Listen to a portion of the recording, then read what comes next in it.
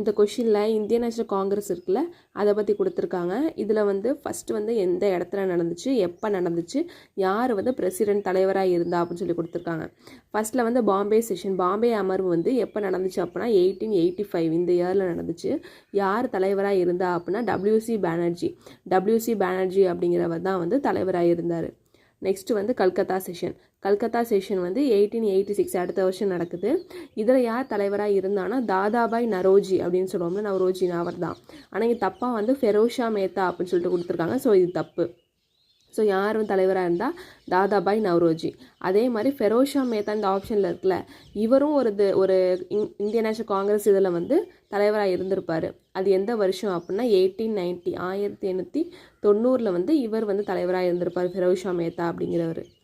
Next வந்து Madras session எப்போ நடந்துச்சு அப்படின்னா 1887 நடக்குது. இது வந்து அடுத்தடுத்த வருஷமே நடக்குது. இதுக்கு யார் தலைவராக இருந்தா அப்படின்னா பத்ருதீன் தியாப்ஜி அப்படிங்கிறவர். பத்ருதீன் தியாப்ஜி அப்படிங்கிறவர் தான் தலைவராக இருந்தார். நெக்ஸ்ட் லாஸ்ட்டாக அலகாபாத் செஷன் அப்படிங்கிறது எப்போ நடந்துச்சு அப்படின்னா 1888 நடக்குது.